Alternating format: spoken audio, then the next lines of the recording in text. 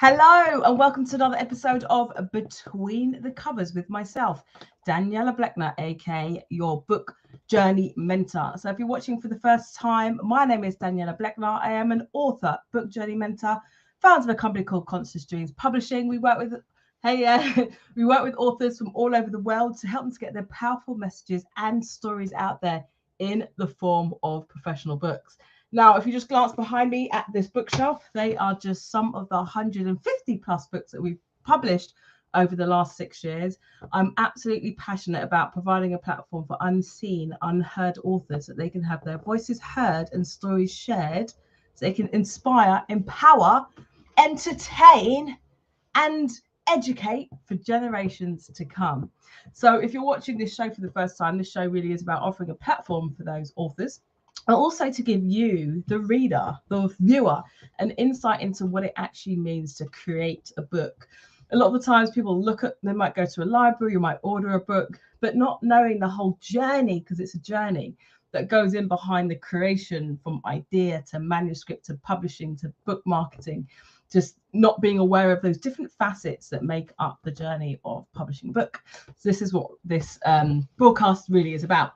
So I have a very lovely guest today, but before I introduce my guest, hey Benita, I just want to make you aware that it's a special day today. Did you know?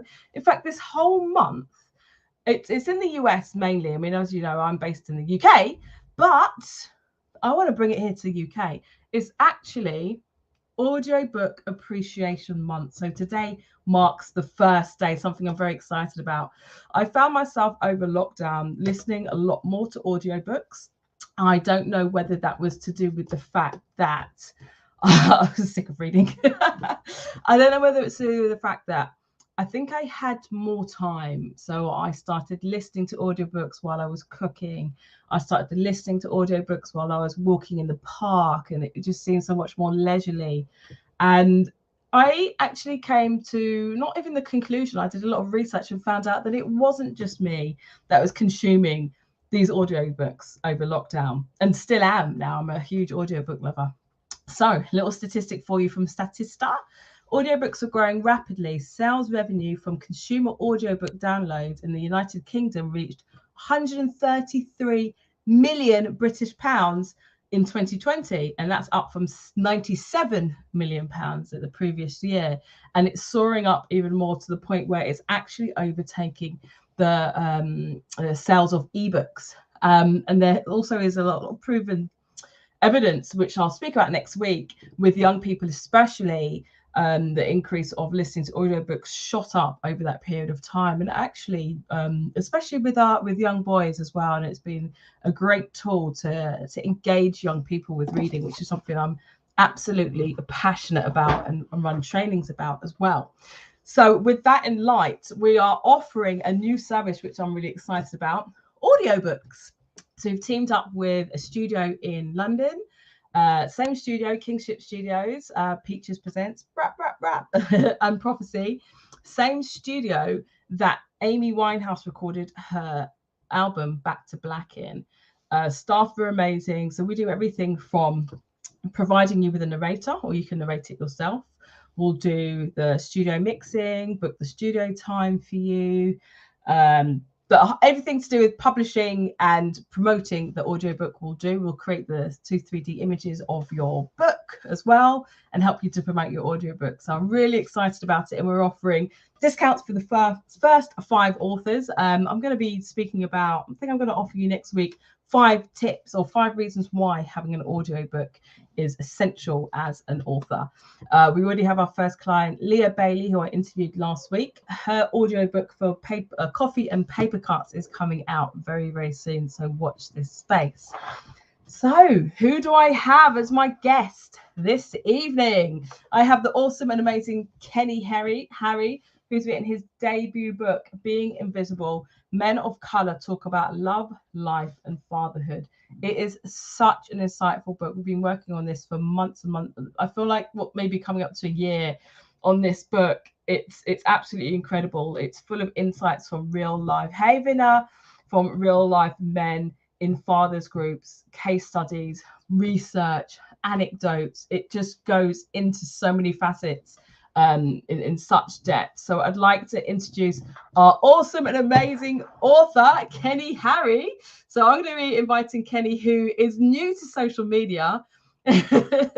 After much prodding, I've managed, I'm quite proud of myself.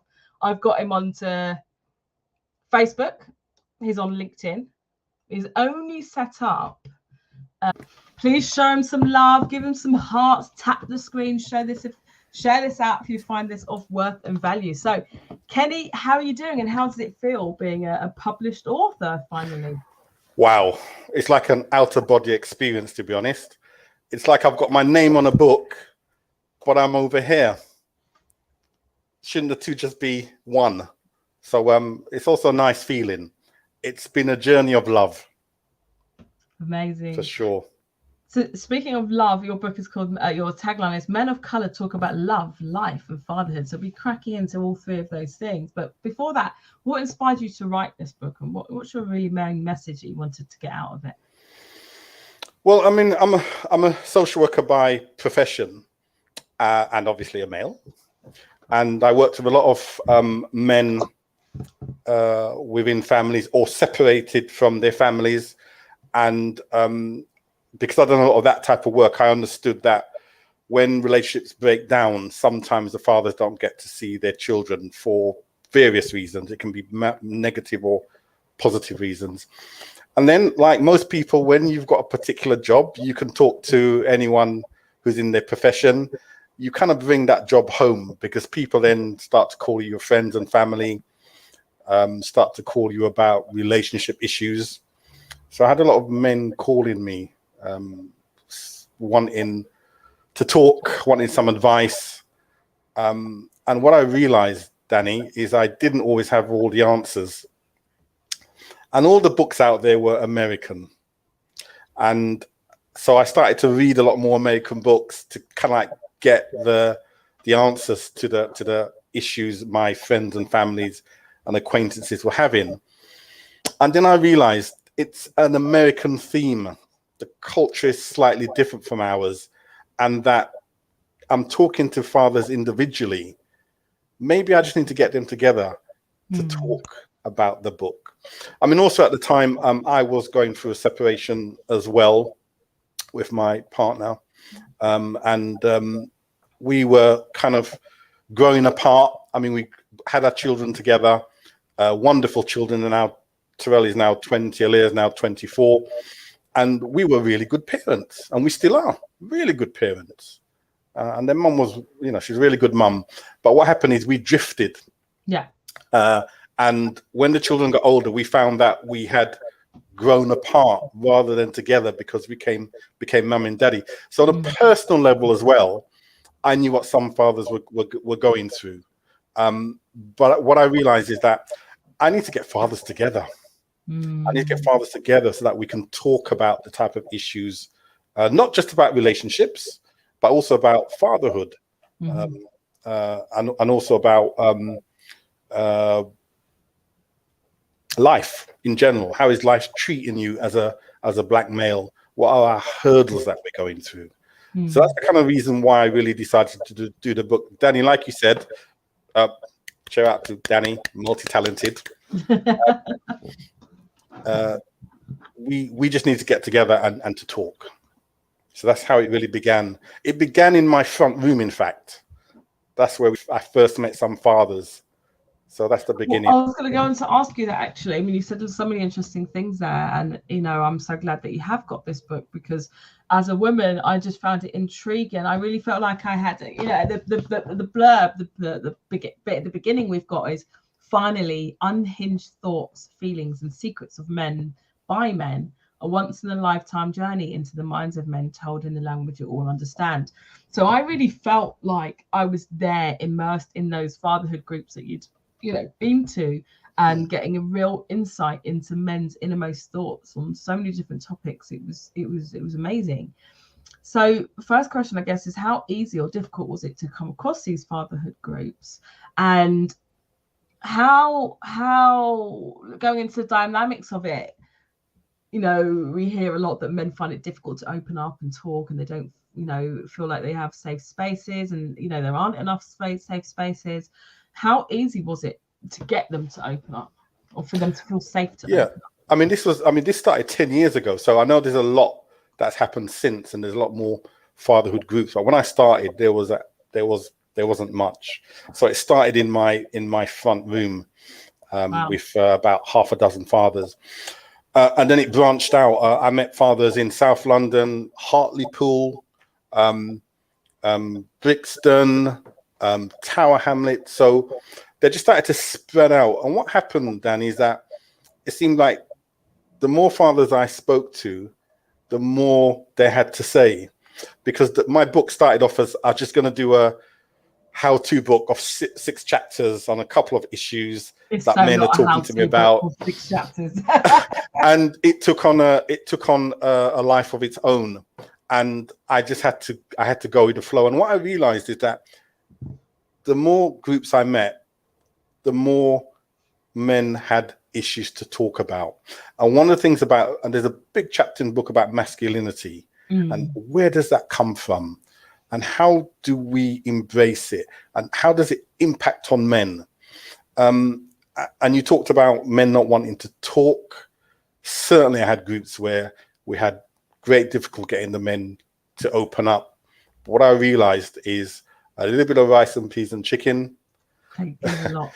It really frees people up. And once because as men, we go around with like what I call a mask, this masculinity identity, that we know everything, we can do everything. And if we show any type of weakness, it's not a good thing. And I really had to unpick that with some groups so that we can really start to talk about the type of issues that was impacting on their relationships. Whoa. Also impacting on their parenting of their children. Mm-hmm. So what were some of the you had lots of different characters in there, and within the book, which if you get it, you'll see, you have like quotes from different fathers, their different names. So what were some of the really difficult things men found difficult talking about? And while I say that, I just want to say hello. Debro says, hi Daniela, hey Kenny, 52 weeks later here. He's followed us from Instagram. Awesome. I know the feeling. Andre, hey, congratulations, nice to see you there. Brilliant. Vina says congratulations as well. Beautiful. Okay, so you got some fans here already. Fantastic. So tell us, what were some of the things that these fathers found really difficult to open up about? I've got a chapter in the book called From Boyhood to Manhood. Yeah. And we really delve into the psyche of men in the sense of where do their emotions come from? Or more to the point, what age was it dissuaded from being emotional? And that was at a very young age. Some of the men really talk about, like crying and falling over and going to their dads for a hug, and the dad pushing them away and saying, you're a big boy now, you don't need a hug. And how they had to really stop having that emotional connection to their own feelings, and also being able to exhibit it in society. And that started at quite an early age. And that, I think, was probably one of the hardest subject matter I had to deal with, because I'm talking about having grown men in tears, really, talking about how I just wanted a hug from my dad, and he would say, go away, man up, you're a man now.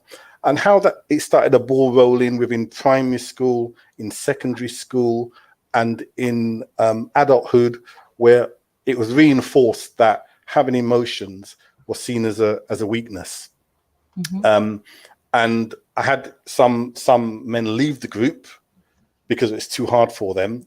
But what I talk about also is about how the other men was very supportive of them and welcomed them back into the group to continue the conversations.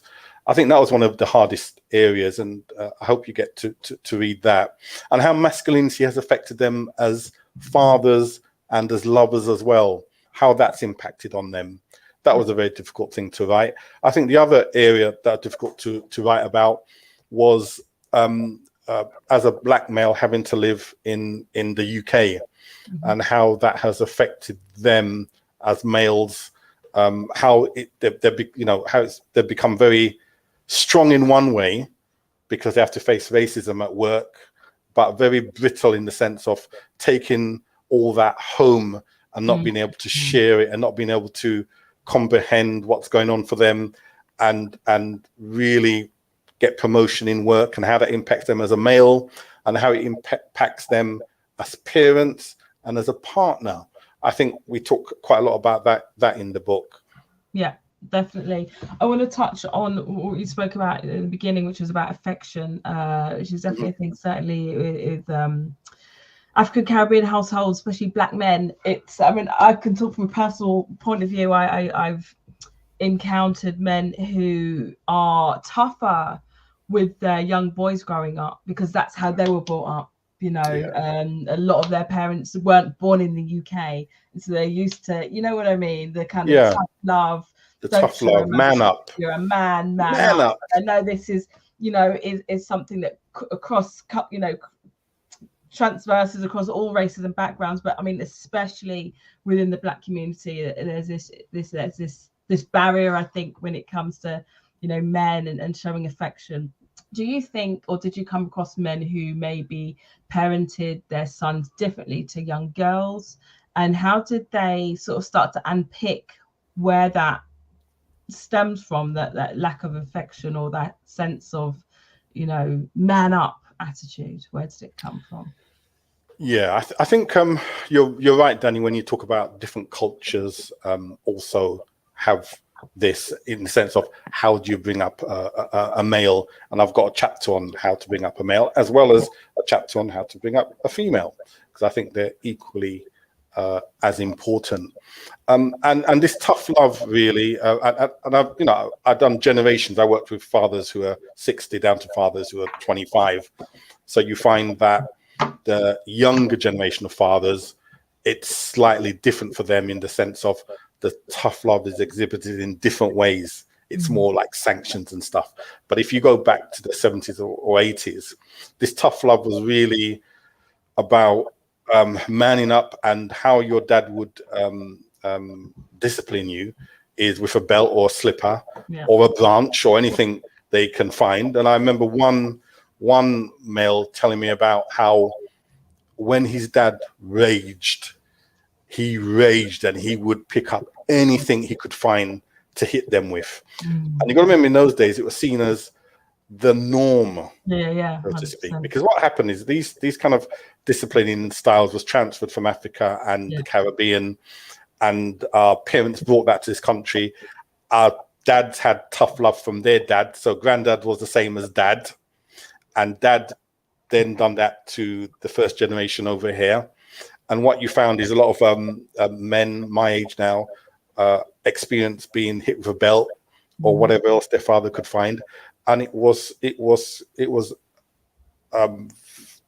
very emotionally damaging for these fathers. And what you found is these fathers grew up resenting their fathers. And I have a chapter in my book called Back to the Future's Grandfathers Speak, because I thought it's really important to link up what the fathers were doing to their sons, who are me, and how that affected our emotional well-being. And what you found is you had fathers in the 70s and 80s who were working from can't see at night to can't see in the morning, really long hours to bring up their family. They only came home, when they came home, one of the roles they had was to discipline their children. So if mum said you've done X, Y, and Z, dad would go and get his belt. Some dads had different width of belts depending on how bad you were. Severity of the your misdemeanor, and you take a whipping. And what that kind of translated to the fathers like me, but boys at that time, is how that affected your relationship with your dad. Some fathers said they were so scared of their dad as they grew up that they didn't develop a relationship with their dad. And I think that's affected emotionally a lot of fathers when it comes to their emotion and showing their emotion, because they grew up if you think about it, the link, not being able to cry, not showing you emotion, being hit by the belt, having a father that didn't show you any emotion apart from if he's hitting you with a belt, hard discipline, and they take all that resentment into their adult life.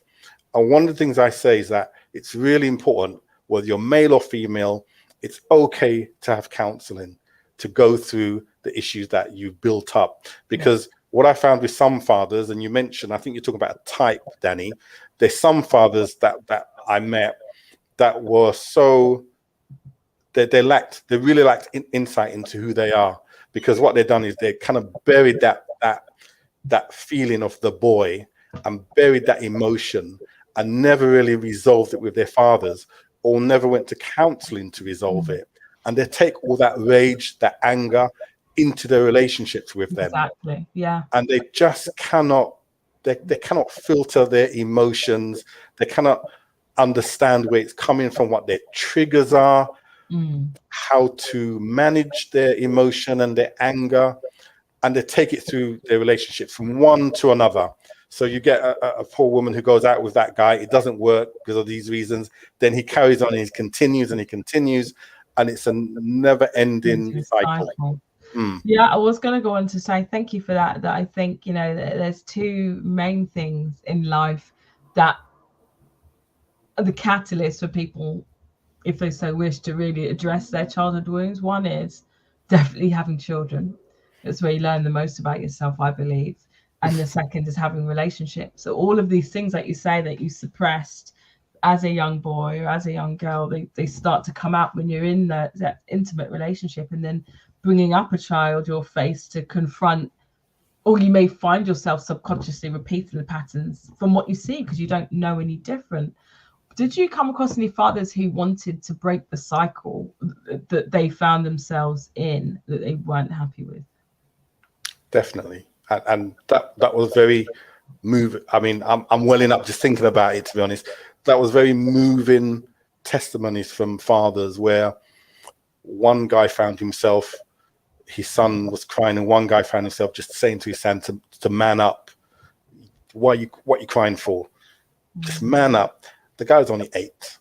And then the dad realized that he and this is from attending groups, our fatherhood group.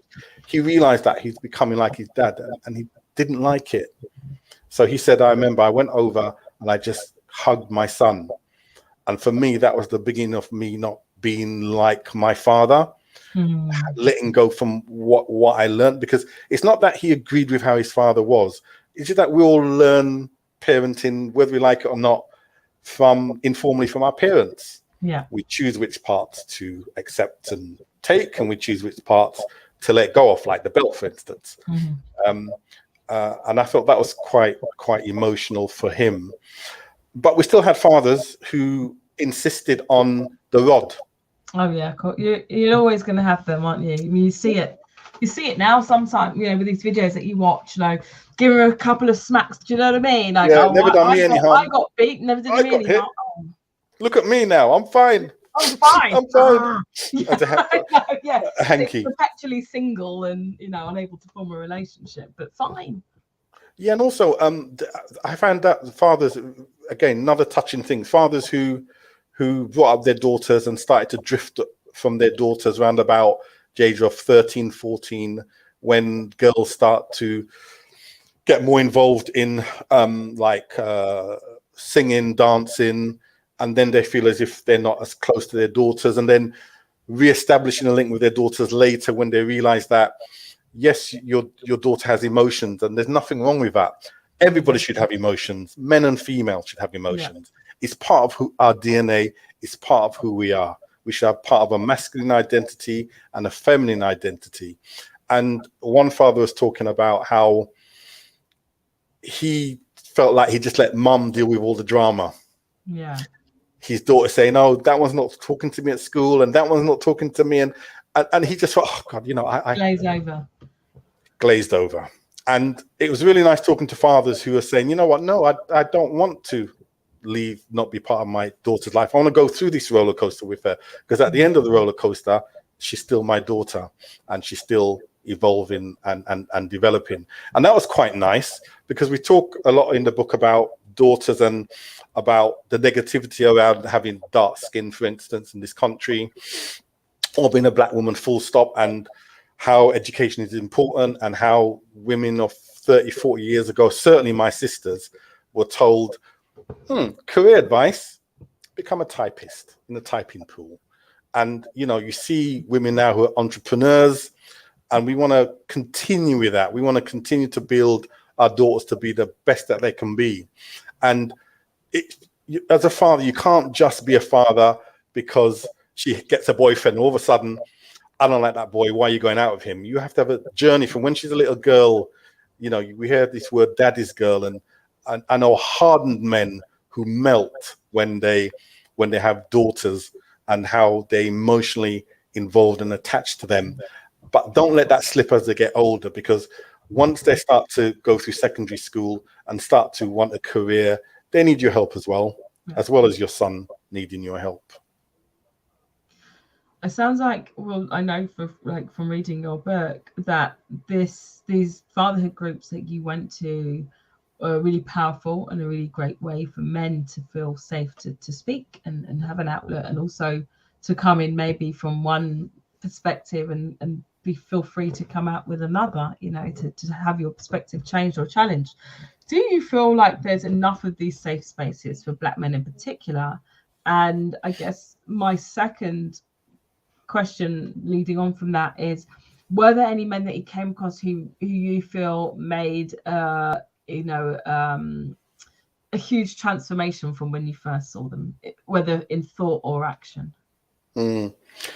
There's much more groups around now, 100 Black Men, Father to Father, much more than there used to be. But the fact is, a lot of groups depend on voluntary donations. It's not something, I mean, you can go to a lottery and try. I know a couple of groups who did. Some are successful and some are not. But I would implore any man of color that the group doesn't have to consist of 20. It could be just amongst your friends, 3 or 4 people, 6 people. It doesn't have to be a huge organization. But a safe space, I think, is really important for our mental health, because we know the animosity that we have in this country. And I know there's a lot of groups that are trying to get safe spaces for men. It doesn't even have to be a community center. It could be in your home, like mine started, you know, with your best friends.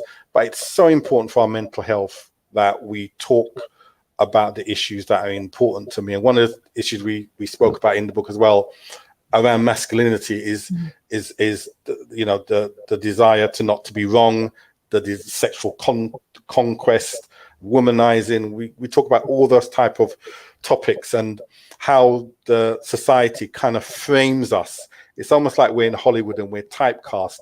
We either have to be a gangster or a womanizer or absent fathers. I've met both sets of groups, and they all have feelings and emotions. Has men changed along the way? Most certainly. I have seen some men that we call like disciplinarian men, and some sexist men who some of their comments were allowed, some of them were challenged, and they would go home and think about it. And because the space was safe, they could come back and say, guys, I was wrong. Guys, I've been like this for so long. I've been functioning like this for so long. I'm scared to change. I don't know how to change, but this group is helping me to change. That's amazing. And it's so important. It's so important to feel that you can actually say that, you know, with your boys, with the men first, and then make those changes within yourself in the relationship. And it kind of reminds me a little bit of the chapter you wrote about finances, which is a very interesting perspective. What was that chapter called? Do you remember? My money, your money, our money. That's it. My money, your money, our money. Yeah. Talk to me a little bit about some of the challenges that the men face there. Before we do that, I just want to say hello to Ines Rafidi, who says, interesting book, can't wait to read it. Check it out. It's on Amazon and all good retailers. Hey, Ines. Yes. Tell us about Yeah, I mean, there was that chapter. There's also another chapter. Your woman earns more than you. Yes. Exclamation Yes, mark. let's talk about those two chapters. Yeah, so the my money, our money, your money, our money was really about financial intelligence. Mm-hmm. And what I found is that men in their teenage years, they spend a lot of money on cars, parties, champagne. Look, I'm doing my little dance. Yeah. Brandy, Buying it, yeah. having a good time. Nothing wrong with that, guys. Okay. But there comes a time when you must do financial planning. What I found in relationships is that money is a very emotional subject. It's a very emotional subject. And how people spend their money and manage their money is very emotional as well. You get people who have learned emotional intelligence. They understand the importance of saving or having a financial portfolio, even having a will, because you don't want to give 40% to the tax man.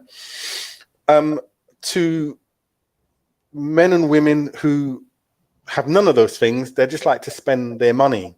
And I came across quite a few men that were just spending their money in their 40s. They hadn't bought a flat or rented a flat or got savings. They were just living from day to day. Yeah. And some of the relationships, what you found is that you have different kind of bank accounts. Relationships do. You have those bank accounts where the woman has her own account, the man has her own account, and never the two shall meet in the middle. And they argue about money all the time because there's bills to pay, there's rent to pay, and one gives a little bit, the other one gives a bit more than the other, and they're always arguing. You then have relationships whereby they have their separate account because we all want to buy things we want to buy, and they have a joint account where you pay all the bills together. So if you have a joint account, there's no arguments about if the man wants to buy something, headphones or something for £200, there's no argument because it's your money. And if the woman wants to buy a handbag for £300, it's your money. There's money in the middle in the joint account that pays all the bills. That's okay. We then had a third type of account, which is our account, where I met a couple where they did not have separate accounts. At all. Their main accounts were all together. The main account was all together. So they put all the money in that account. Their wages went into that account, and they paid all the bills together. And they decided what they could spend. Well, no, they didn't decide what to spend. If she needed a pair of jeans or something or earrings, she could go and buy it. And if he needed something, he could go and buy it. But any major decisions about money, buying something, like in the hundreds, they would talk about it. That was unpalatable to a lot of fathers. They went down. No way. Sounds unpalatable to me. Yeah, and I had fathers who it was my money, and they're not having a joint account to pay the bills because it's their money, and they'll put money into that account as and when they want to. And other fathers said, you know what? I like the sound of this joint account because it means I have the freedom to buy what I want without criticism. But all the bills get paid because we have a joint account. And that was very popular amongst some of the men. But where it can go wrong is what I call my money, whereby males and females decide that they don't want to play the game. They want to leave the bills to their partners. Or you find one partner is much better with money. So therefore, they'd make sure they set aside money for the bills and the rent or the mortgage. And that causes a lot of friction within relationships. And as they say, that's one of the number one reasons why behind infidelity, why relationships split up, is to do with money. So I'm talking about financial intelligence here to keep relationships together. I guess that's one of the things that's not taught at school, how to manage finances, mortgage, bills, all of these sorts of things. I think it's absolutely crucial. And then you take that into a relationship. Exactly. And all of that. Yeah. And then you have obviously the masculinity behind it of wanting to be right and wanting to know and pretend they know how it works, but really, and secrets perhaps of maybe what's the word am I looking to say? Acting as if they have more money than they actually do, or when financial problems happen, it becomes more difficult to speak up and be vulnerable about it, I think. How did some men, I know from obviously reading a book, how did some men feel? What were some of the attitudes around their partners earning more than them? Wow, listen, that was a real challenging topic. One of the groups I actually ran, it nearly collapsed because of this topic. Men did not want to talk about their women earning more than them. I'm not giving too much away. It's a good read. It's a good read. It's a good read. I mean, we know that women educationally are surpassing men educationally. Therefore, women are going to go into better paying jobs eventually because their qualifications and their talent and their skills. And some men who are used to earning more than their partners or their wives slowly see their partners overtaking them in earnings.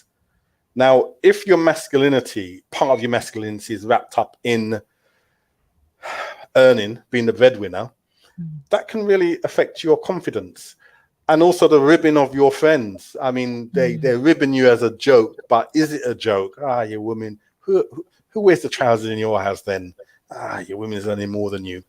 And that can lead to a lack of confidence within men. But we have really good solutions within that chapters on how to address that issue within a relationship. Because I know relationship that's believe it or not, that's split up because of money. You would think in this day and age that it wouldn't be an issue, but it is an issue for some men. Yeah, because it's not just about the money for some, is it? It's about feeling like they have to fulfill these traditional roles, or what they've seen from their parents and their parents' parents and their parents' parents, or what society tells you as a man you have to do. You've got to protect, provide, and it's a lot, which again I commend you on first sort of starting this space in your front room and opening up this conversation where it can be openly talked about as well, without shame or ridicule or judgment, which I think is really important as well. Absolutely beautiful book. I just want to give a shout out to misdemeanor Justine. Yeah. Right. And what's that in your background there? Show us here. I can see. In my background? Yeah. Oh, behind me. That's her. There you go. That's her canvas. Actually drew a canvas. So Justina, Taylor, pick up on Instagram. I'll post this on Instagram later. Also on Facebook, Justina Art. She created this cover. Tell us about this cover. What does it mean to you? Why was this image important? Yeah, me and you, Danny, we struggled to find a picture to really represent what the book was about. Again, a lot of the pictures were American pictures, all glammed up and all, looking good, and because it was about being invisible, fathers being invisible in this country, black men being invisible, not really seen, typecast, as I spoke about earlier, and all the pictures, hundreds of pictures we went through, we just couldn't find that right picture. Yeah. It wasn't me, Danni. Got hold of her, and she drew a wonderful picture for us. And it was really important that the fathers didn't actually have faces, because it represents being invisible. And I wanted different age range. One of the guys even got a little earring on him. May not be able to even see it, but that one's got a little earring, to represent young fathers. And when she drew this picture, I was blown away, because it's okay doing a book, but actually seeing the cover of a book really brings it to life. Yeah. And I just love the picture. And I've got so many positives from people about just the picture, because Danny was saying, okay, picture's important. It draws people to a book. Come on, let's find one. And I was like, give up. I've had enough. But then, no. Yeah.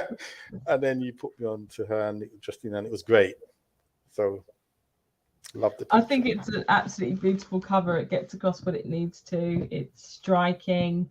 I spent a lot of time on the font there and the colours. did, But ultimately, this is one of my, I mean, I love the editing and I love the reading, but I really love, you know, the creation of putting it all together. So getting the vision to match, you know, what's inside the book, it is so important. So I could talk to you all day about. Well, go on then, carry on. Let's come back. No, I'm joking. A little bit for those who haven't published a book at all, because obviously this is about sort of cracking into, letting people know what's between the covers or picking behind the veil. You know, what was the process of writing and publishing this book like, and was it what you expected? I started the book before I met Danni, and as I said, it's only meant to be 6 chapters, and then it ballooned into, well, actually, I got 15 chapters, so I've got half a book already to do number 2 if needed. One of the things that I was just writing and writing, and I got to like 127,000 words, and when I sent my manuscript to Danni, she said, cut it down to 80 or 90,000. I went, what? Impossible. But you know what? Having said that, it was the best bit of advice I was ever given, because I could have gone on for another 10,000, but I needed structure, and I needed someone to kind of like pull me in and say, no, Kenny, that's enough. Okay, change this bit, amend this bit, and that was really good. I really needed that. Danni didn't like to take any credit for that, but it would be gathering dust if it wasn't for Danni. And I sincerely mean that, because she calls herself a book mentor and a journey mentor and all that. She's all of those things and much more. And I just needed someone who knew what they were doing to guide me. So most of the times I was meeting groups in the weekend or in the evening, I was coming back and just writing about everything and anything that happened.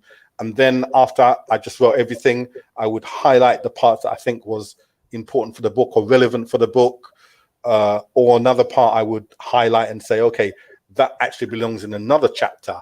If I get more topics on that and it's orange, I would put it into that chapter. So I kind of like started a kind of color coordinate things into which chapter they went in. That I found really, really helpful.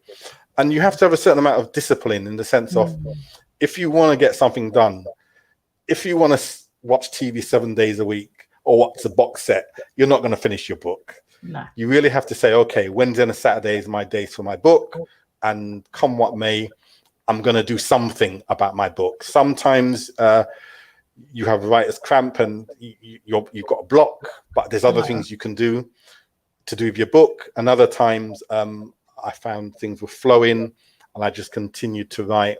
So you have to have a kind of a discipline to be able to write your book.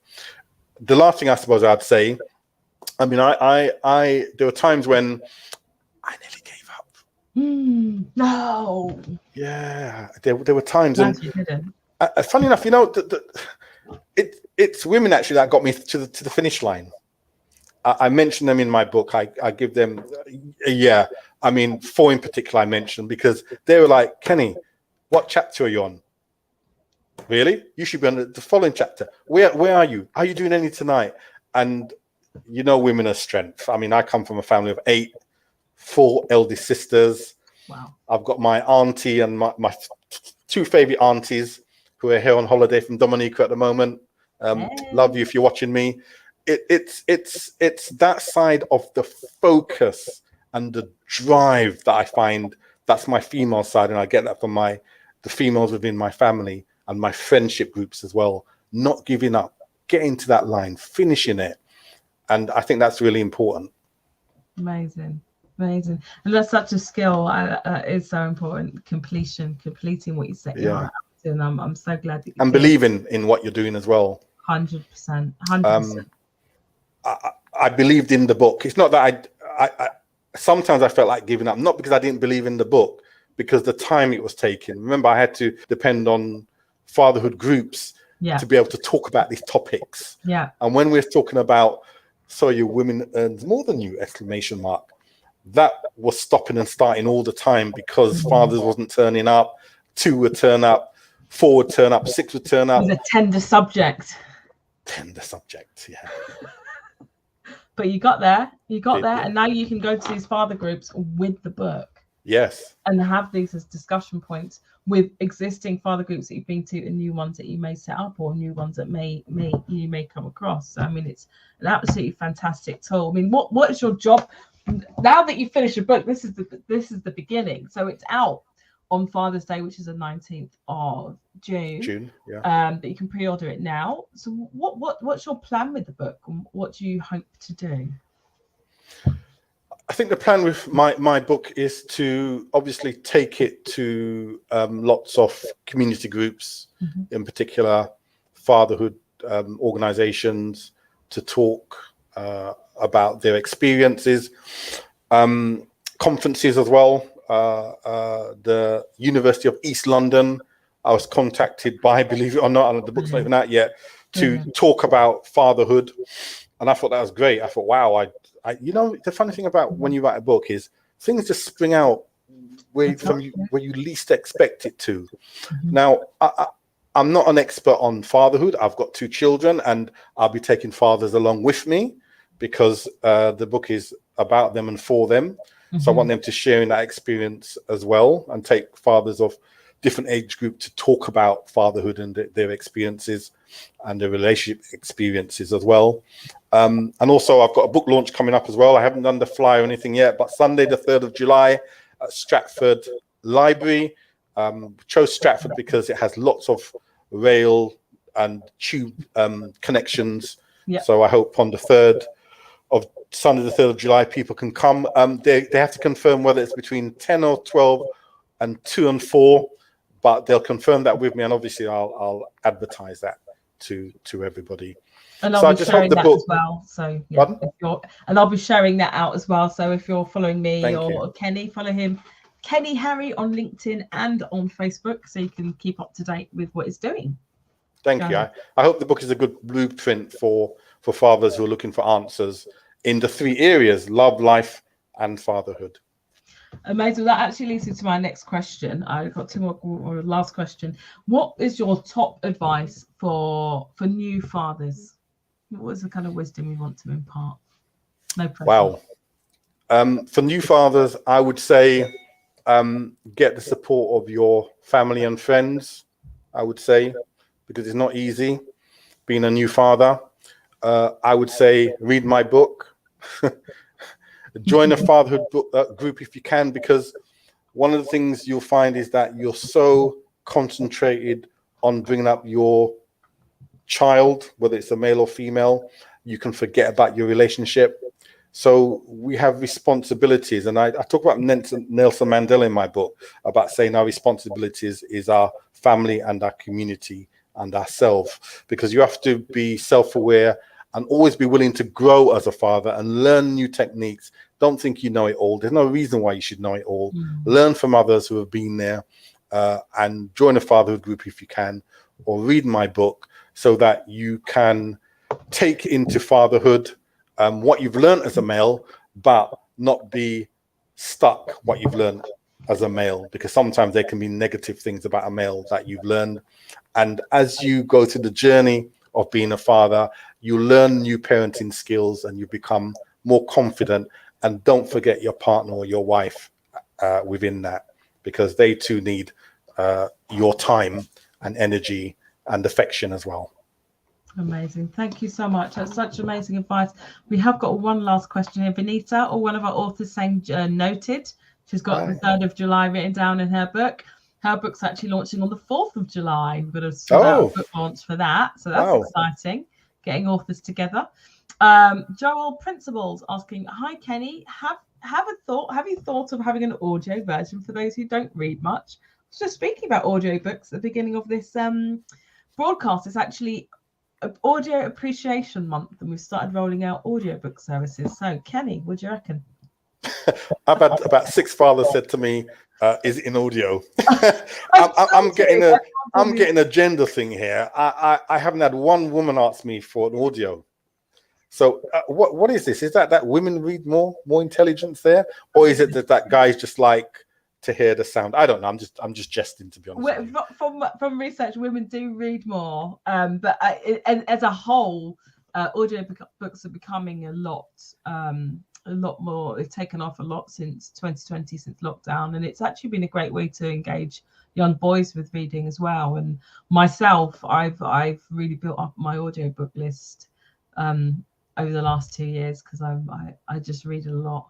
So I just want to listen. It's a new way of consuming information, I think. So yeah, so thank you for that. I'll look into that. I know Danny's doing that at the moment, aren't you? So I am indeed.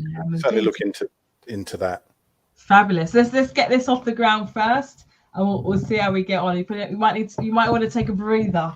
So yeah, after all that work, but yeah, we can get you in the studio whenever you're ready, if you so wish. Great, thank you. Thank you to everyone who come in today.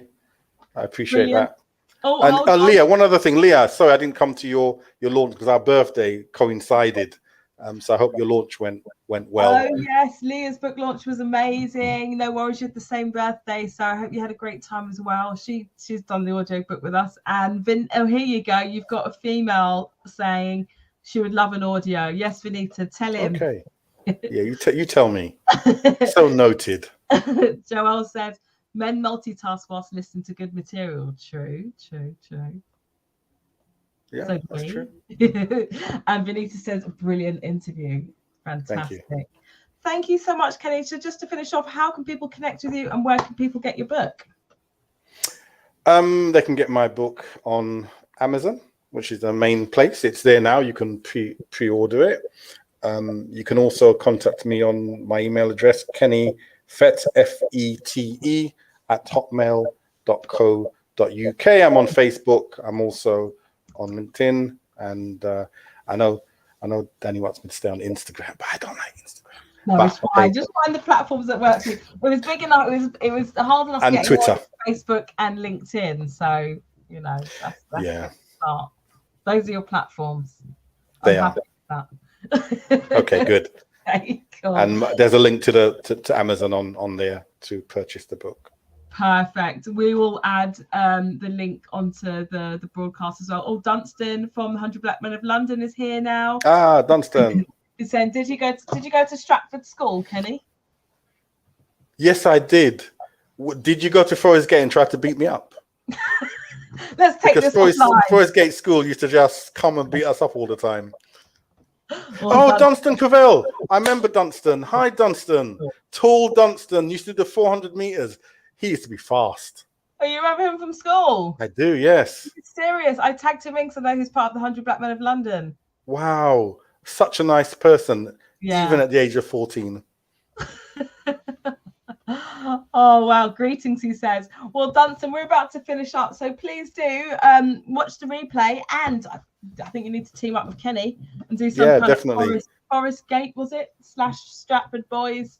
Yeah, we're to Stratford School, yeah. Stratford School, there you go. So his book, Being Invisible, Men of Colour Talk About Love, Life and Fatherhood. There's going to be a launch in Stratford on the 3rd of July. So hopefully we'll see you there, Dunstan, as well. Thank you, everybody, so much for joining in. You've got lots of comments here. Please do connect with Kenny. Get a copy of this.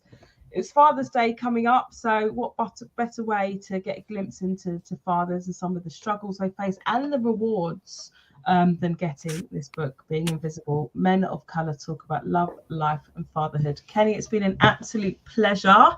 Thank you, Danny. Thank you so much for getting me through this. No problem. We got there. We got to the finish line. Launching on the 19th of June. How long have we been working together? Feels like forever.